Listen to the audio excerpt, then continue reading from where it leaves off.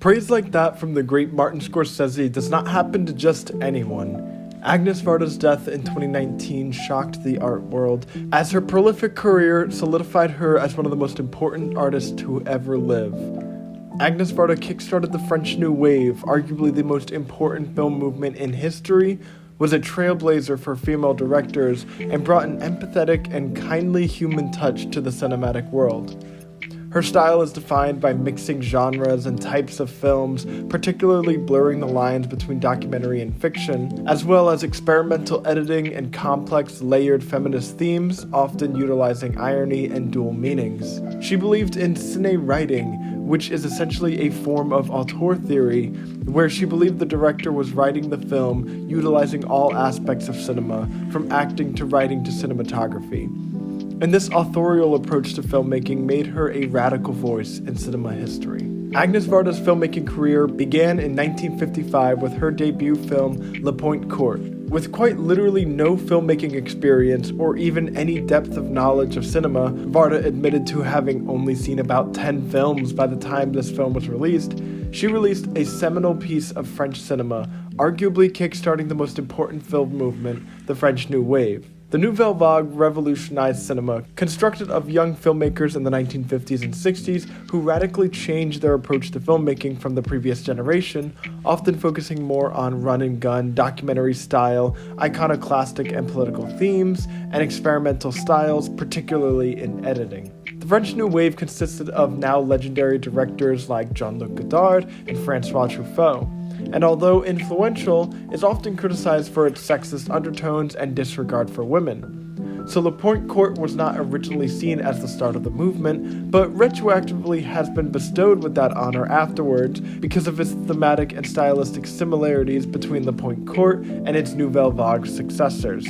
This has caused Agnes Varda to be deemed the mother of the French New Wave, or sometimes even the grandmother of the French New Wave, despite Varda being in the exact same generation as her contemporaries. The Point Court's plot is made up of two separate storylines that are only connected by the titular landmark, a small fishing town in France. One plotline is about a couple visiting their childhood home of Le Point Court and having ensuing relationship troubles. The other plotline is about the local fishermen dealing with increasing fishing laws that impede their ability to do their job and make enough money. Varda employs both professional actors and non-professional actors in her first of her now renowned style of mixing documentary and fiction. Mixing professional and non-professional actors mixes the pros and cons of both. Professional actors do a better job portraying the ideas and emotions that they want, but can come across as too polished or pre-planned. Non-professional actors have a genuine spontaneity to them that may feel more grounded or realistic. Mixing the two has the same effects as mixing documentary and fiction like Varda is known to do. It creates a third form of truth. As I said, Le Point Court was Varda's first filmmaking endeavor, not having trained in film school or as an assistant or anything. Her prowess as a director doesn't come from a distinct cinematic training, but rather from a seemingly innate understanding of art as a whole. Her motivation for becoming a filmmaker was from her work as a photographer and her desire to watch her photographs move and speak. I think this approach actually improved her ability as a filmmaker, making her singular in her vision rather than solely inspired by previous directors. It also shows that Varda has simply a natural understanding for impacts and intricacies of art as a whole, not just cinema, which I think allows her work to transcend filmmaking and touch on all kinds of subjects, big and small, and also to blend ideas. She's most notable for blending documentary and fiction, but she also uses still photographs in her film, and is inspired by still photography such as her short film Ulysses, which grew out of looking back at an old photograph she took. After Le Point Court, Varda made a series of short films until 1962, when she released possibly her most famous work, Cleo from 5 to 7. While Le Point Court is retroactively awarded with kickstarting the French New Wave, Cleo from 5 to 7 was released when it was in full effect, even starring famous figures of the movement like Jean-Luc Godard and Anna Karina. Cleo from 5 to 7, which many consider Varda's masterpiece, follows a singer named Cleo who is waiting on the results of her cancer diagnosis and how that waiting changes her perspective on life and herself. The film is an hour and a half long and is essentially shot in real time as Cleo, or as we find out her real name Florence, waits an hour and a half for the diagnosis. The film is called Cleo from 5 to 7, but it's really kind of Cleo from 5 to 6:30, but maybe that didn't flow as well in the title. In classic Varda fashion, Cleo from 5 to 7 does multiple things at the same time and layers meaning throughout. On one hand, this film has large themes of mortality and rumination on the meaning of our temporary existence as people, but it also uses the context of Cleo as a woman and as a public figure to add feminist themes of the female gaze and women's roles in society and their consistent denotations as objects to the world. Varda's documentary-esque style points the camera at women in this film, and because of the very nature of the camera gazing at a woman, it changes its meaning. Whether that be a creepy way or in an admiration way, the use of a camera gazing at a woman has all the implication that women's existence causes in society. That they are objects, that they are useful for the ways that they can be consumed or looked at. Cleo is spoiled and gets her wishes at a whim because she is a famous singer, not because people particularly care about her as a person. Her beauty is her commodity. We also watch as Cleo slowly breaks down her facade. She takes her wig off, she undoes her lavish style, and begins walking the streets as a quote-unquote normal person. Cleo's initial fear is her loss of beauty, that her looks are the most important aspect to her, but in her journey of self-exploration, she learns to fear losing her soul. Varda's style brings such emotional weight to these themes, and when her themes are both big and bold, they're also always both warming and melancholy and very human. 3 years later, in 1965, Agnes Varda released what I consider her greatest masterpiece, Le Bonheur, or Happiness. I'm going to call the film Happiness for the duration of this video because if I don't have a thick accent, the French phrase sounds like Le Bonheur, which is just a bad look. But I normally don't call it Happiness so as to not confuse it with the Todd Solondz dark comedy with a very different tone and concept. But for this video, Happiness will only refer to this film. Happiness is a breathtaking use of irony and dual meanings. Directly inspired by the Impressionist paintings of the likes of Monet, Happiness's visual language is a vibrant magnum opus of Impressionism with deep, vibrant, saturated reds, yellows, and blues depicting the gorgeous simplicity of marriage. An almost surreal portrait of happiness that devolves into a mockery as the husband's infidelity poisons the relationship and turns this portrait into pastel asbestos. Despite Agnes Varda having a seemingly genuine, normal, happy marriage to the beloved director of Umbrellas of Cherbourg, Jacques Demy, Varda's depiction of marriage is a painful punch to the gut. Varda herself described the film as a beautiful summer peach with a worm inside. Their idyllic, picket fence life drifts by peacefully and joyously, with the Monet-inspired visuals and Mozart score, only for the husband to grow an evil rot within the film. Varda also creates a painfully blunt ending, showing the husband's life moving on almost unimpeded by the loss of his wife. This aspect, to me, is pivotal to understanding Varda's incredible, layered thematic style. She rides the line between beautiful human connection and simplicity, and also the cold, dark bleakness of reality. I think Happiness, along with countless of her later works, rides that line perfectly. One thing I love about Agnes Varda is she is more than just her feature films. She has dozens and dozens of short films in her catalog. Many people use short films as stepping stones to become a feature film director, and it makes short film filmmaking seem like a smaller, lesser art form that solely exists for the advancement of careers. But the art of a short film can be very invigorating, and the fact that Varda made all these shorts throughout her career without the direct drive for monetary gain or career advancements shows her dedication to art as a whole and her love for telling stories. Uncle Yanko is a beautiful example of that. It's a short documentary about Agnes Varda herself meeting a long-lost relative of hers and talking to him and learning about his interesting life on a houseboat. It's a tender and joyous film about an interesting person, and it's just lovely all around. But to me, it's so notable because Varda had no explicit reason to make this film. She was just meeting a distant family member, but she decided it would be great to film, so she grabbed a crew and made a beautiful film to share her interesting family member with the world. Very few directors appreciate the simple things like that. In 1967, Agnes Varda moved to California for work and made a string of films there, marking an interesting era in her career. After Uncle Yanko, Varda made another short called The Black Panthers, documenting a Free Huey Newton protest by the Black Panthers. Varda's documentaries are usually relatively reflexive, meaning they make the audience aware of the filmmaker, often appearing in front of the camera or talking to the subjects directly.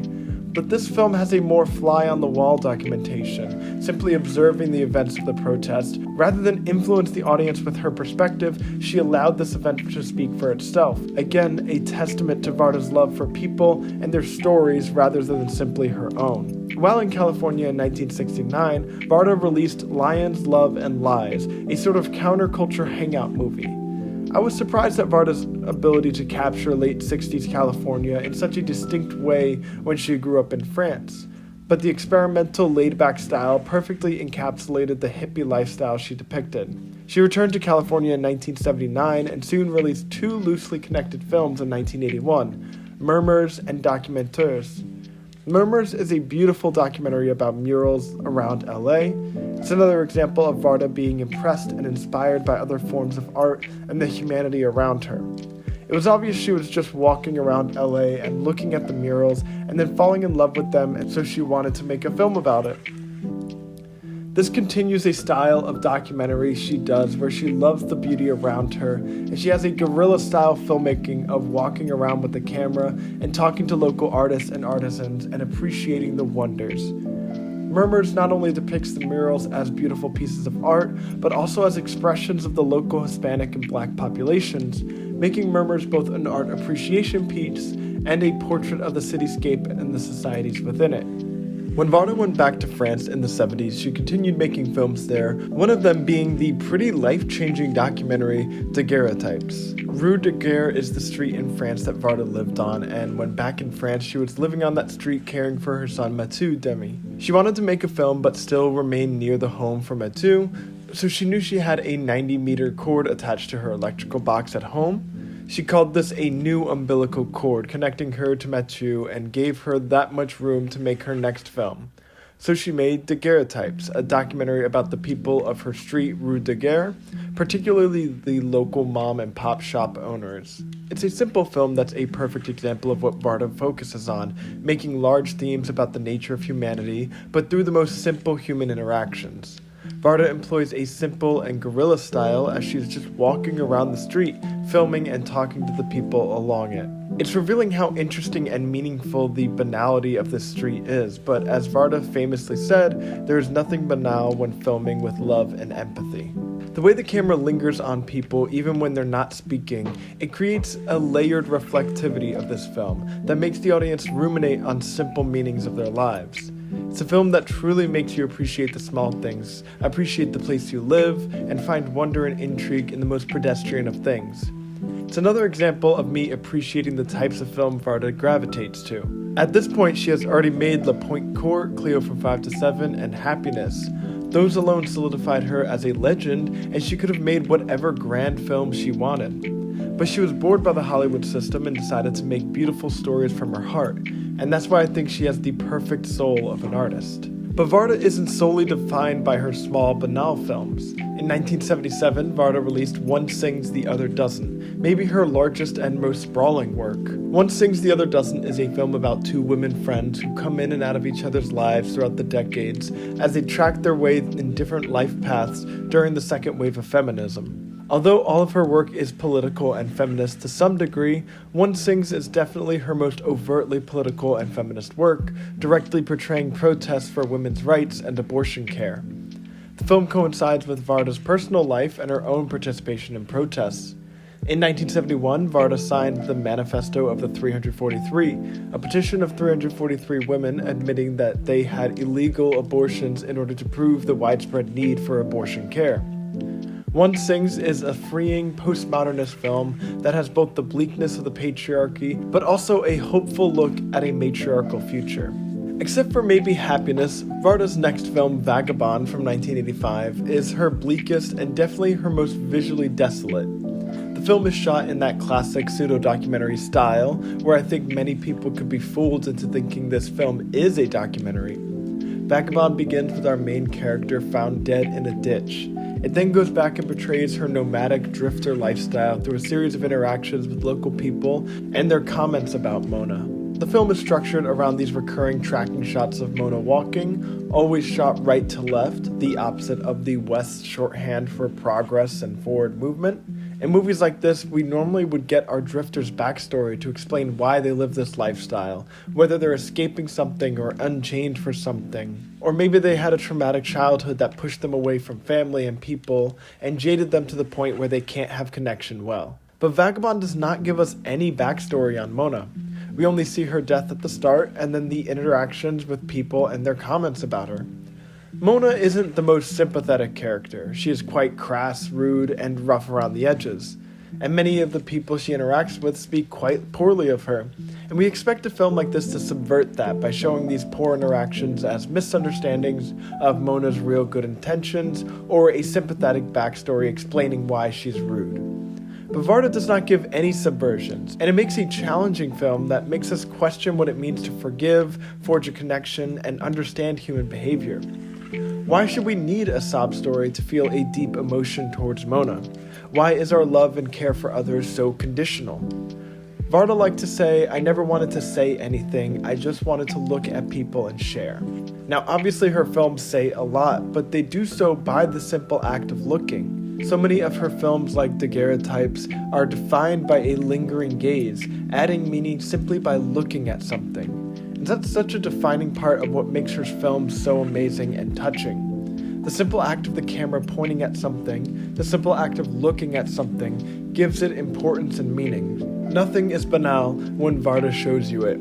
Everything means something, and Agnes Varda illuminates that aspect of the world to us. Reading about your favorite directors, particularly their personal lives, is a very disheartening process.